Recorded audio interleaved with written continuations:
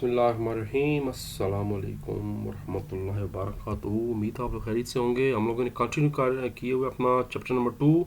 ये उस सिलसिले का तीसरा लेक्चर है जिसमें क्वेश्चन नंबर 5 एंड 6 मुकम्मल किया जाएगा। Right output and identify errors. चलते हैं जी पहला प्रोग्राम जनाब। Question number 5 part number A. इसमें जनाब आउटपुट ने मालूम करना है। एक्स की वैल्यू 2 है, वाई की 3 है, जेड की 6 है। 3 वेरिएबल हो गए और नीचे 3 वेरिएबल मजीद दिए गए हैं। Answer 1, answer 2, answer 3।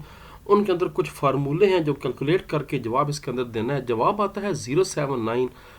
नंबर आपको 2 मिल जाएंगे, लेकिन हो सकता है बोर्ड वाला जो आप पेपर बनाने वाले हैं, जो बोर्ड वाले साहब सेंटर हमारे उस्ताद मोहतरम, हो सकता है वो बच्चों को कंसेप्ट चेक करने के लिए वैल्यूज़ बदला दें या फार्मूले के अंदर चेंज सिंबल चेंज कर दें। फिर आप क्या करेंगे? तो समझना ज़रूरी था कि ये हुआ क्या है। आपको मैं समझा देता हूँ एक, बाकी सारे इस तरह के हो जाएंगे। जब कंप्यूटर ने पहली लाइनें पढ़ी एक्स की वैल्यू 2, वाई की 3, तो उसने 3 वेरिएबल बनाए अपनी मेमोरी यानी रैम के अंदर और समझे 3 डब्बे बना दिए। एक एक्स नाम का डब्बा बनाया जिसमें 2 रख दिया, वाई वाले डब्बे में 3 रख दिया और जेड वाले डब्बे में 6 रख दिया, क्योंकि ऊपर आपने खुद बताया है कि भाई इस तरह करना है। ये देखिए, उसके बाद उसने मज़ीद 3 डब्बे यानी 3 मेमोरी जो है खाने रैम के अंदर 3 वेरिएबल के खाने मज़ीद बना दिए हैं। अभी फ़िलहाल वो एम्प्टी हैं। अभी ये फ़िलहाल एम्प्टी हैं, अभी इनके अंदर ये कुछ भी नहीं है, अभी फ़िलहाल ये खाली हैं। अब हम जब कैलकुलेशन करेंगे फिर इनके अंदर डाटा आएगा। अब नीचे कैलकुलेशन करते हैं। पहला देखिए उसने असाइनमेंट लिखी है।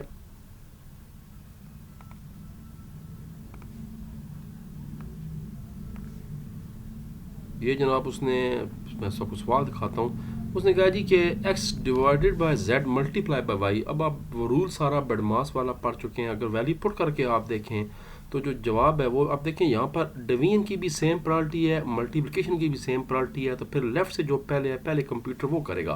कंप्यूटर 6 × 3 = 18 नहीं करेगा, बल्कि पहले 2/6 करेगा जो कि 0.3333 आता है और मल्टीप्लाई बाय 3 आएगा। जब 3 मल्टीप्लाई बाय 0 से होगा तो जवाब आपका आखिर में आ जाएगा 0। तो ANS1 में स्टोर हो जाएगा 0। ये देखिए हमारा एक स्टोर हो चुका जवाब। अगला देखें, y + z divided by y multiply by 2।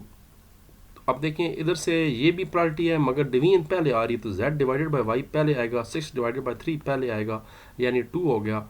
और उसके साथ बाद में मल्टीप्लाई 2 के साथ हो जाएगा, 2 × 2 4 हो गई, और इधर से 3 के साथ ऐड होगा तो ये आ जाएगा 7। तो ANS2 में ऐड हो जाएगा 7। ये देखिए इस तरह सेम जब कंप्यूटर परफॉर्म करेगा तो ANS में 3 हो जाएगा ऐड, 9 ऐड हो जाएगा। अब हमारे पास वैल्यूज़ आ चुकी हैं, तो अब आपने प्रिंट एफ करना है। जो कुछ पड़ा हुआ है ANS1 में 0, ANS2 में क्या पड़ा हुआ है 7 और ANS3 में क्या पड़ा हुआ है 9। तो ये आपका प्रोग्राम जनाब हो गया ख़त्म। आपने सिर्फ ये आउटपुट वाला स्क्रीन बनाकर ऊपर आउटपुट लिख के और नीचे ये चीज़ लिख देनी है। गैप नहीं देना, यहाँ पर गैप नहीं दिया गया, बल्कि साथ साथ लिखे हुए हैं %, इसलिए यहाँ पर गैप नहीं देना। बस एक स्पेस छोड़कर 0, एक स्पेस छोड़कर 7, एक पे 9। अगला सवाल, लो जी प्रिंट करना है जनाब।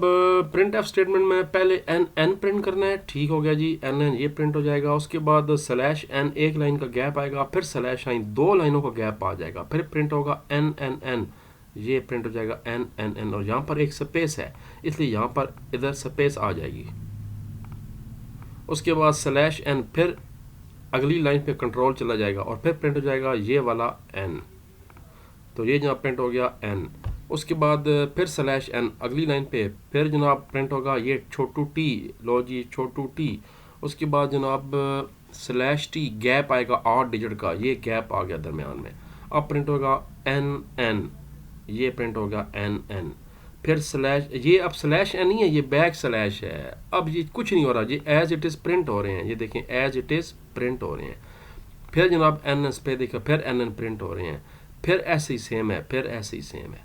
अब ये जो आखिरी /n है ये वाली, इसका कोई फ़ायदा नहीं, क्योंकि इसके बाद मज़ीद कोई चीज़ है ही नहीं और प्रोग्राम एंड हो गया। तो ये आपका राइट साइड पे आउटपुट लिखा हुआ है, मैंने इसको आप टिक कर लें। अच्छा ये प्रोग्राम भी मैंने बना के रखे हुए, मैं आपको दिखा देता हूँ, चला के देखते हैं कि कंप्यूटर साहब क्या करते हैं। सी लैंग्वेज वाले चौधरी साहब, चौधरी सी पहले आप इसका आउटपुट नोट कर लें, ये वाला खाली ये बताना आउटपुट। लो जी ज़रा सी साहब को ओपन करते हैं और प्रोग्राम लिखा हुआ मैंने एज इट इज़ कंपाइल करते हैं। आपको पता है alternate F9 zero error zero warning, run कर देते हैं। ए जनाब देख लो, पहले एन है, फिर दरमियान में 2 लाइनों को गैप है, फिर एक स्पेस छोड़ के ट्रिपल एन है, फिर एन है, फिर अगली लाइन पे टी है, फिर 8 स्पेस छोड़ के एन फलां फलां फलां फलां। बिल्कुल दुरुस्त जवाब। इसका फिलहाल ज़रूरत नहीं है, इसको सी लैंग्वेज को बंद कर देते हैं। अगला जनाब ए की वैल्यू 4 है और बी फिलहाल खाली है, सी की वैल्यू 2.3 है, तो बी के अंदर क्या रख दें, जो कुछ सी में पड़ा हुआ है और जो कुछ ए में पड़ा हुआ है दोनों को मल्टीप्लाई कर दें, तो 4 मल्टीप्लाई बाय 2.3 जवाब आएगा 9.2। मगर होगा क्या कि चूँकि बी जो वेरिएबल है वो इंटीजर टाइप है, इंटीजर टाइप में इशारिया स्टोर नहीं होता, तो 9.2 के बजाय जवाब सिर्फ उसके अंदर स्टोर होगा 9। तो जब हम प्रिंट एफ के साथ बी प्रिंट करेंगे तो जवाब आ जाएगा 9। ये देखें, तो इसका आउटपुट जनाब ठीक हो जाएगा। बिल्कुल आप कर लें इसका आउटपुट 9। ये अगला आउटपुट है जी ए की value 4 multiply by 3 divided by 5। यार बस कर भाई साहब, कितना लंबा सवाल हो गया। तो वही रूल है जनाब, पहले ब्रैकेट पहले होंगी साल, 5 जमा 1 6 बन जाएगा। उसके बाद उससे पहले मॉडुलस की है 7 डिवाइडेड बाय 3, आपको पता है ये रिमाइंडर फंक्शन देता है। फिर 4 3 4 3 12 ये अलहदा हो जाएगा, तो आखिर में जो जवाब ए में रह जाएगा। सेम वही तरीके जो आपको पहले बताता हूँ, खुद इसको कॉपी पर कैलकुलेट कर दें, जवाब आ जाएगा 5। आखिरी आउटपुट वाला सवाल है, ये भी सेम इस तरह की, ये लॉजिकल सॉरी ये लॉजिकल है, ये बड़ी चस्के वाली चीज़ है। अब ज़रा समझने वाली बात आगे भाई, ये लॉजिकल एक्सप्रेशन आ गए। यहाँ पर दोनों के दरमियान एंड इस्तेमाल हो रहा है लॉजिकल, अभी हम लॉन्ग सवाल कर चुके हैं, और यहाँ पर दोनों के दरमियान लॉजिकल आर इस्तेमाल हो रहा है। मैं क्या बता चुका हूँ कि लॉजिकल एंड के लिए शर्त यह है कि सारी स्टेटमेंट ट्रू हों, एक भी फॉल होती गई तो रिजल्ट फॉल हो जाएगा। आर के लिए शर्त यह है कि एक भी ट्रू होती गई रिजल्ट ट्रू हो जाएगा। आप ज़रा देखें, पहले ये वाली करते हैं एंड की, 5 3 से बड़ा होता है दुरुस्त, 4 6 से बड़ा होता है गलत, तो फिर एक दुरुस्त और एक गलत, तो ये जनाब हो गया ओवरऑल आपका रिजल्ट गलत, और इसका जवाब कंप्यूटर रख देगा 0। अगली स्टेटमेंट देखें, 7 जनाब 3 से बड़ा है, बिल्कुल ये हो गया दुरुस्त, तो इसका जवाब हो जाएगा 1। और आप दोनों के दरमियान आर लगा हुआ है, तो 0 और 1 एक भी ट्रू होता गया तो रिजल्ट आपका हो जाएगा ट्रू। तो इस तरह जनाब इस स्टेटमेंट का जो जवाब आएगा वो ट्रू यानी 1 आएगा जवाब। अगर ये भी फॉल है तो रिजल्ट यहाँ पर 0 आ जाता है। Identify errors in the following code. जनाब इस वाली देखें तो अगर आप, तो लाइन नंबर 6 पे एरर है, ये वाला जो लाइन है इसमें यहाँ पर डबल कामा दिए हुए है, इन्वर्टेड कामा यहाँ पर भी होना ज़रूरी था जो कि यहाँ पर नहीं दिया हुआ, उसके बाद ये कामा लगता है। तो इस तरह जनाब ये इसका एरर आ गया। इस प्रोग्राम में सिर्फ एक ही एरर था लाइन नंबर 6 पे। लिखने का तरीका जैसे मैंने लिखा है ये तरीका होता है। Error in line number 6, the closing double quotes is missing after %d in the print statement. बेहतर होता है जो मैं अपने बच्चों से बताता हूँ कॉलेज में कि ये बात बताने के बाद नीचे सही करके इस जुमले को सही करके इधर लिख भी दें आप, यहाँ पर डबल कामा लगा दें बस, तो ये फिर कंफर्म जो है ना वो 2 नंबर हो जाते हैं। हो सकता है आपको खुशी से सल्यूट भी लगा दें कि भाई क्या ये शानदार बताया, पूछ भी सकते हैं भाई किसने बताया ये को।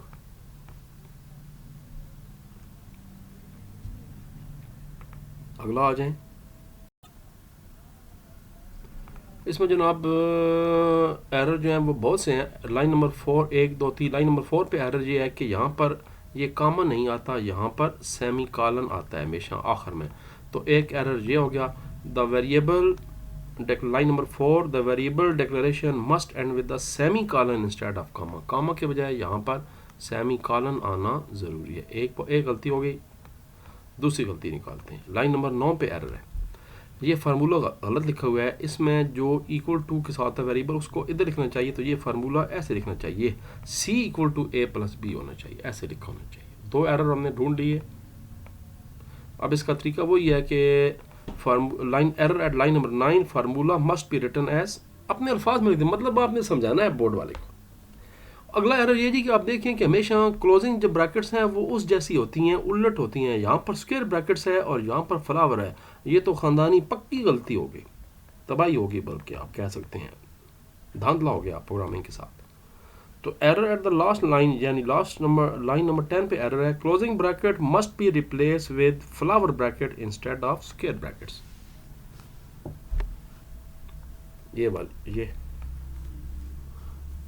अगला जनाब सवाल है जी कि इसमें वो ये तो मेरा ख्याल है पूरा प्रोग्राम ही एरर से भरा हुआ है। बहरहाल लेट्स सी। अच्छा, पेपर में आते हैं लाजमी ये, मगर ये आसान आते हैं, ज़्यादा से ज़्यादा 2 एरर होते हैं बस, क्योंकि 2 नंबर होते हैं, 2 एरर देते हैं। इस तरह आपको घबराने के लिए मैंने ज़्यादा दे दी, अच्छी बात है। पहले तो ये गलती तबाही हो गई है कि इंक्लूड के साथ ये जनाब इन्होंने सेमी कॉलन लगा दिया, ये नहीं लगता। ये देखें, error at line number 1, semi colon should be remove at the end. ठीक है, रिमूव कर दिया हमने। मेन के साथ अमूमन वाइड लिखा जाता है, हालांकि एरर मैं बता चुका हूँ होता नहीं है, मगर किताब के मुताबिक लिखा ज़रूरी चाहिए। रिटर्न टाइप वाइड है, यानी कोई नहीं है। तो ये एरर आ गया कि वाइड का लफ्ज़ मिसिंग है, वाइड यहाँ पर लिखना ज़रूरी है। 2 एरर आ गए। लाइन नंबर 5 पे भी एरर है, डबल कोट्स यहाँ दिए हुए हैं, मगर स्टार्टिंग में यहाँ पर 2 कामे नहीं दिए हुए। तो starting double quotes is missing in the print F statement, यहाँ पर भी ज़रूरी है। यार बड़ी आसान चीज़ है, प्रोग्रामिंग इज़ अ फन, मैं आपको बता रहा हूँ। फ्यूचर सारा प्रोग्रामिंग है, आर्टिफिशियल इंटेलिजेंस है। आर्टिफिशियल इंटेलिजेंस पाइथन ज़बान सीखने के लिए, मशीन लर्निंग सीखने के लिए आपको सी लैंग्वेज और C++ आनी ज़रूरी है। C++ आने के लिए सी आनी ज़रूरी है। सी आने के लिए ये लेक्चर देखने ज़रूरी हैं।